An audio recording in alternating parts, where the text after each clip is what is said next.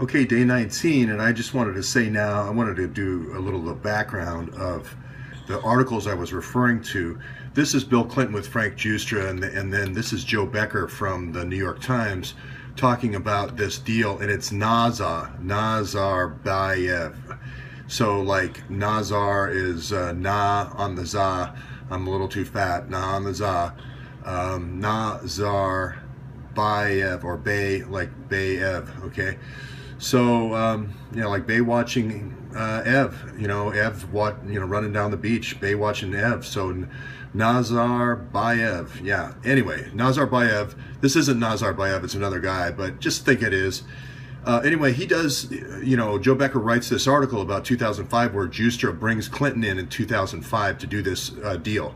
This is why I say this is where the Uranium One deal actually started. Basically, it's simple. Let's say this is Nazarbayev.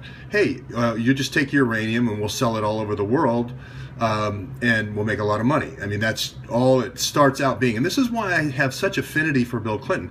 It's just a straight mining deal. There is no organ harvesting or any sex thing with kids or anything like that. It's just a straight up pay to play. You give me money in the Clinton Foundation, you get the uranium. Where it takes a turn is when it turns over here, which is the Manafort side and the Hillary Clinton side. Hey, I got an idea. Let's take the 23 guys that were over here in this deal, the truckers over here, that are used to doing all these nasty things that Hillary added to that rat line, and bring them over here in 2009. So you're going to see down here in the Manafort indictments, it's going to be about EB5s. It's going to be right there, EB5.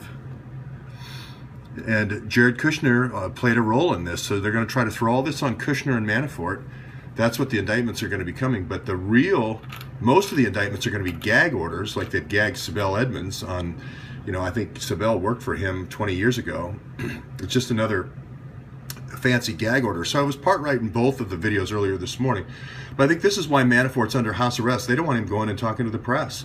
This is why they quoted Rule 57B and Rule 57C, which is you can't talk about this to anybody.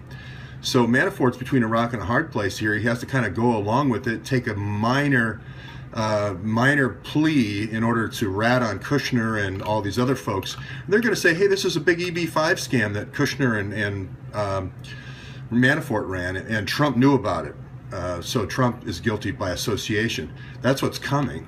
But in actual fact, if you look at if you unseal these indictments, it's going to actually be his henchmen that come from here, come from this original deal, this original Frank Justra deal.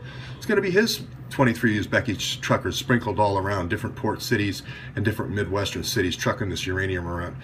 Now, also, there's empty containers that we don't know what they contain. I believe Bob Mueller isn't the kind of guy that would have deliberately gone into this knowing it would have been drugs and arms going back and forth. I think he did think that it was a uranium deal.